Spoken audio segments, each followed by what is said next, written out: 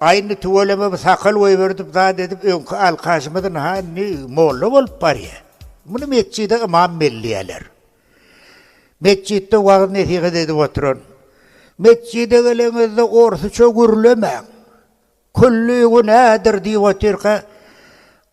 İşikrekte içi işikte oturun şu işi de dostlarının biri. Mollağa dedi on, canı köşük dedi on. Lavi sadaka deyip bırdatsın dedi on, davay deyip allı dedi. Ayının mescitte ol düşüye karadı. 8 milyon pul düşüye olun. Benim ömrümde var halal işe deyin. Allah canım günahımı geçer. Şu Aşkabad'a gidip yetimler oyunu tavşırayın şu 8 milyon bana deyip bir paketi $1 da miniye koydu. Yekocaydı bir kupedi. Bir oğudunca geldi de yaşıl yanınız boş mu? Hova boş keykim gelin geçin. Aşkabad'a mı hova? Benim Aşkabad'a. Beydik gittiğe yüreğimiz kadar gel oyun oynalı. Ne oynalı keykim deydi bunu. Oho diyen oyun oynayeli.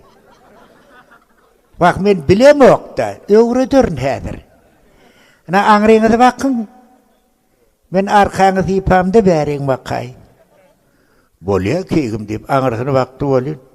Daşkı eşiklerini ayırdı dine içki eşiğine yalpırlap durdu. Ne edecek gelin. Arkadan teypaladı onu yedin öğürlüdü. Oho deydi. Ana eyye öğrenip başladınız. Han keykim henem onunla angrayıma bak deydi.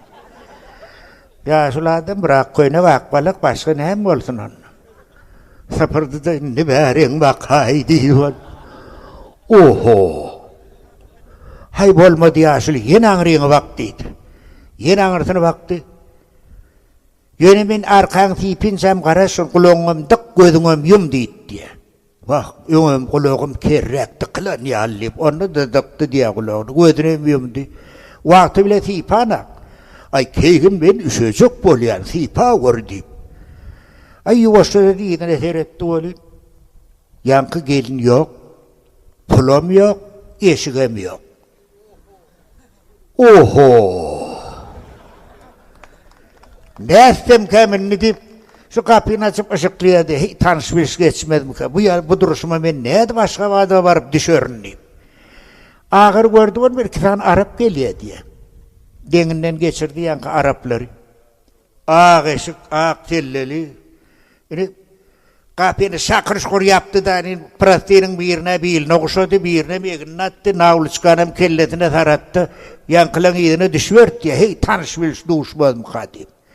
Bir kuvagon geçenden sonra yankı Araplar durdu. Yaşlı, ne mesinem oho oynadın mı dedi.